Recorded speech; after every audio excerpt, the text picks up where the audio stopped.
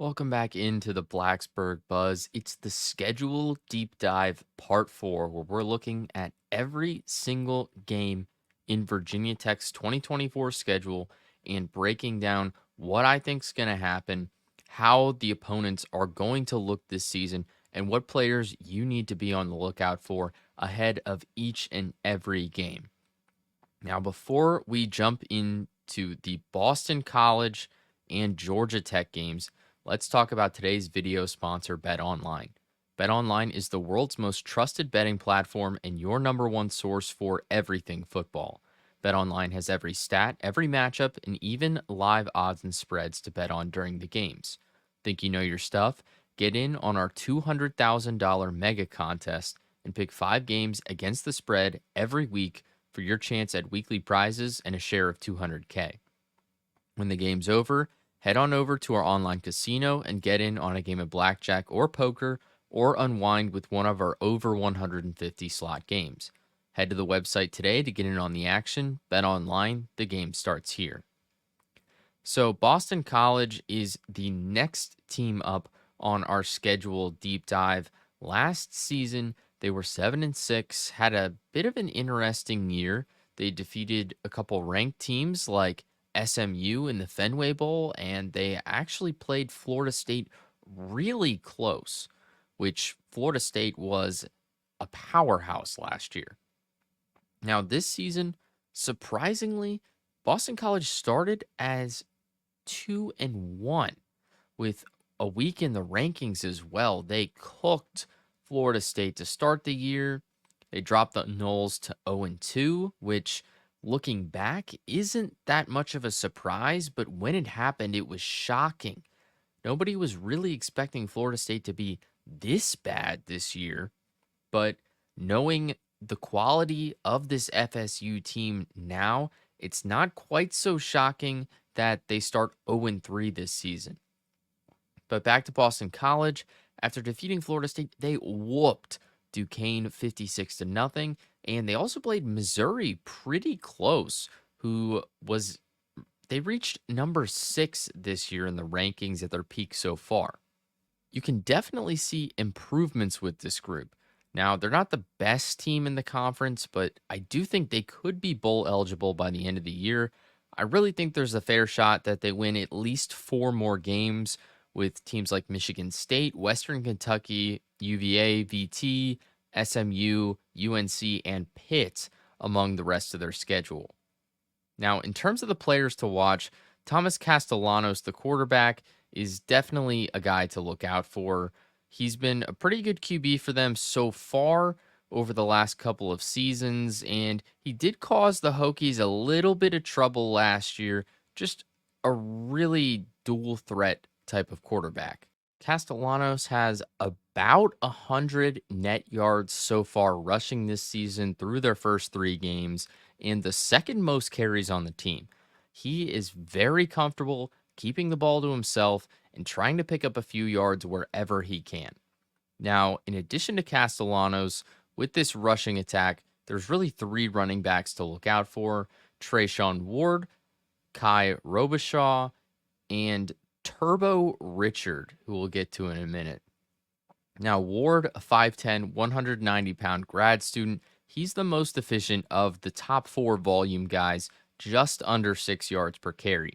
Played for Florida State for 3 years, then Kansas State, and now he's with Boston College. He's a pretty solid addition for them, a former All-ACC honorable mention back when he was at Florida State. Then Kai Robichaud, a former Western Kentucky player, spent 2 years there and was a Conference USA honorable mention. Robichaud was 7th in the ACC in yards per game. He had about 70 last season in his first year at Boston College. Then Turbo Richard. It's got to be one of the most fun names that I've covered so far. This guy was made to be a running back or at least a wide receiver with a name like Turbo. All state and all region in high school, graduated as the all time leader in rushing from his high school, and he was a 100-meter state champion a 5'8", 200-pound freshman. He got a ton of touches against Duquesne. I don't think we'll see too much out of him, but he definitely has potential to make some big plays down the stretch. Now, this isn't a very pass heavy team. They spread the ball around a lot as well. So when it comes to wide receivers, probably going to be mixed around between a ton of different guys. But so far, the leading two are Lewis Bond, who is the only guy over 5 receptions at this point. He's had 10 for 156 yards and 1 touchdown. And the other one, Reed Harris, 149 yards on 3 catches with 2 touchdowns. He did get a bulk of his yardage on a 72-yard season long so far, but outside of those two guys, kind of everyone just has 1, 2, maybe 3 catches. It's very evenly spread around this group. Lewis Bond, really the only guy that stands out whatsoever when it comes to receiving volume. On Saturday, I'll know the truth, but like I said last week, I genuinely think Virginia Tech hosts Boston College with a 3-3 record. I'm just not quite sold on this group yet. The Rutgers game is going to be the game that really proves if they can handle a true challenge. I think Rutgers is probably the first true challenge that they've seen since Vanderbilt, and the Hokies need to hold up against this Scarlet Knights team. Tech is currently listed as a minus 160 favorite by Bet Online with a 3.5 spread. So expecting it to be a pretty close one here in Blacksburg. And I think the same. This is going to be a close game. I think it's going to be pretty hard fought between both sides. And frankly, I think Rutgers might come out on top. But flipping back to this Boston College game, I think the Hokies come in 3-3, and they haven't lost to BC since 2021. So I think that they follow this pattern and they come out on top. Since that 2021 season, it's been win, win, win against Boston College. Now, they've definitely got some solid players, but I think where this team looks so much better than last season, it's because of the faults of a lot of other teams. They're getting the benefit of the doubt when some other teams were overranked and overseeded ahead of the season. They just didn't meet the expectations, just like Florida State. When Georgia Tech took down Florida State, it was pretty crazy. You saw this just dominant powerhouse team lose in their first game. And with all the drama that happened, a little bit surprising, but clearly after a few games, Florida State is nothing compared to last year. They're 0-3 this season. While I think Boston College is a decent team, beating a team like Florida State that was ranked as a top 10 opponent in the country when they clearly have not played like a top 10 opponent at all, but a preseason ranking like that really benefits Boston College in a lot of ways. Beating a team that is expected to be so good, but at no point this season have they lived up to that expectation whatsoever. So a lot of benefit right there from Boston College, beating a team like Florida State, who had a ton of hype, and clearly that hype was not justified at this point in time. Then after this Boston College game, I've got the Hokies sitting at 4-3, and they played Georgia Tech, who was ranked in week 2.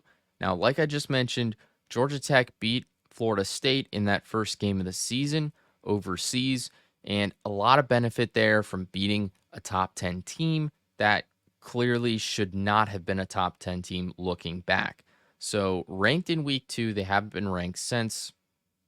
Now the schedule for the Yellow Jackets, they were 7-6 last year. They won a few solid games, like they beat Miami and they beat one UNC, and they won the Gasparilla Bowl as well. This season started off 3-1, even made it up into the rankings just like Boston College did for week 2, but they quickly fell out. That field goal win over number 10 Florida State and then beating Georgia State pretty handily put them up there, but a loss to Syracuse quickly dropped them out.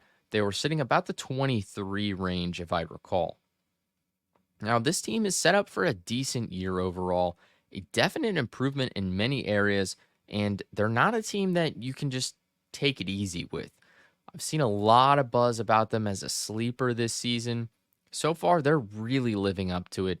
Syracuse, as the only loss through 4 games, another team that was generally expected to be a pretty solid ACC squad this year, and another potential sleeper for potentially a conference game late in the season, and maybe a team that could sneak into the playoffs as a conference championship. But Syracuse, a pretty decent squad to lose to at this point in time. And Georgia Tech is looking like they're set up for a good season. But the biggest thing working against the Yellow Jackets is actually their schedule as well. Now, they've looked good so far, but they already have one loss to Syracuse, and they've got teams like Louisville, Notre Dame, Virginia Tech, Miami, and Georgia left on the schedule. That is absolutely brutal. Do I think 6 wins is attainable for this team? Yes. But I think they just cap out at about 7. That's just such a tough schedule to deal with. You need at least one serious major upset to get any further past 7. I mean, you're talking about multiple ranked teams in there, multiple powerhouse teams, and they're all on the schedule for this season. It's going to be a very tough year for the Yellow Jackets. In terms of the guys to watch for this Georgia Tech team, Haynes King, the quarterback, is definitely one of their best players. He has been very efficient so far this season, over a 76% completion rate, nearly 1,000 yards, 6 touchdowns, and no interceptions. That was a big issue for him last season, and up until this point, he doesn't have any. That was one major improving point for King over the offseason, and so far he's showing it. That was really one of the big things holding him back. And at this point, no interceptions. Looking pretty good for Haynes King so far. He's also a great rusher for them with 158 net yards this season and 3 touchdowns. He is their second leading rusher in yards and carries. Diego Pavia caused the Hokies a ton of issues in that Vanderbilt game. So Virginia Tech is really going to need to prep for King much better than that season opener if they want to avoid that happening again. King is a great rusher and a great passer. You've got to watch out for this guy, and you can't play the same way you played against Pavia because clearly that did not work at all. Now, a couple other rushers to be wary of. Jamal Haynes, a running back, he's the leading rusher, 46 carries this year, 4.6 yards per carry. He's already got over 200 yards. He's Georgia Tech's first 1,000-yard runner in 6 seasons. Haynes is the real deal. A former wide receiver for the Yellow Jackets, he was all ACC as a redshirt sophomore last season, and he's also a capable receiving back. He's picked up pretty solid yardage for them in that aspect as well. So he's got a lot of aspects to his game, and he's going to be a tough one to deal with. Definitely one of the better running backs in the conference. In addition to Haynes, you've got Anthony Carey, another running back, significantly less volume, but the most efficient of the top volume guys, 6.4 yards per carry, 83 yards on 13 touches. Then diving into the receivers, 2 big ones to worry about coming back from last season. Eric Singleton Jr., a wide receiver, 16 catches for 250 yards. 15.6 yards per catch and 1 touchdown as well. And then alongside him, Malik Rutherford, another wide receiver, 22 catches for 285 yards. That's a 13-yard average per catch with 2 touchdowns. These 2 guys are racking up the yards, and 3 touchdowns between the 2 of them. They're going to be 2 to deal with. And the secondary for Virginia Tech is going to have a pretty tough day for them. These 2 guys have massive stats early in the season, And Haynes King has been fantastic this year. Through 4 games, this offense looks very legit.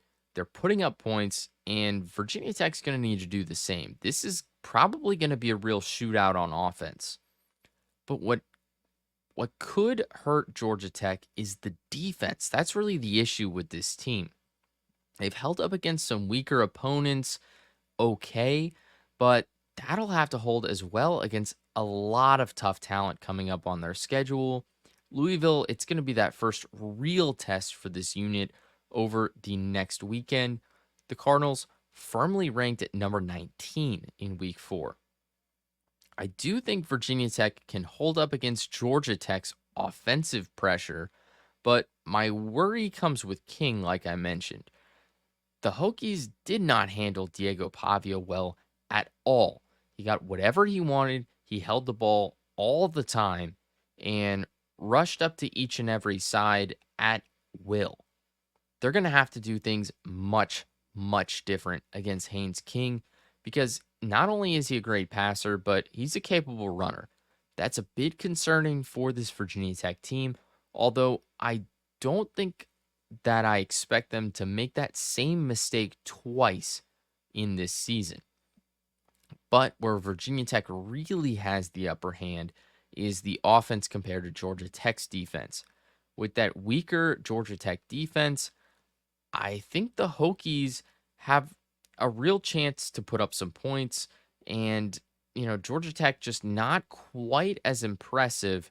So Virginia Tech has a real upper hand offense to defense, whereas Georgia Tech has a great offense, but Virginia Tech also has a good defense to combat that. The Yellow Jackets, they're going to have to run up the score and take advantage of any potential slow start that the Hokies might have. That's kind of been their thing this season and in previous seasons.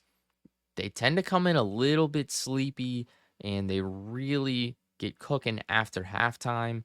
Now, against Old Dominion, they had a good first quarter and they were only asleep in the second quarter. But against Georgia Tech, you've got to be pulling things together at this point in the season. You've got to look at your very best, as sharp as you possibly can. This isn't a game that you can go into asleep and hope to come back after halftime because Georgia Tech's going to be running up the score, and you've got to be doing the same and holding them as best you can on defense. It's going to be a tough game, and this is going to be one that could be one of those like make or breaks for the season. You got to beat Georgia Tech here and set yourself up for success down the stretch in those late games in the season. And this is a really big one here. If you beat Boston College and Georgia Tech, by my prediction, you're sitting at 5-3, which is a great spot for looking at bowl eligibility and also a great spot at potentially hitting that 8, maybe 9 win mark that a lot of Tech fans are saying that's the benchmark for this season. That's where the Hokies should be by the end of the year, that 8-9 win mark. Well, that's all I've got for today. Stay tuned. After this Rutgers game, I will have a recap, and then we'll jump into the schedule deep dive part 5 coming up next week. So make sure you come back and check out the Buzz.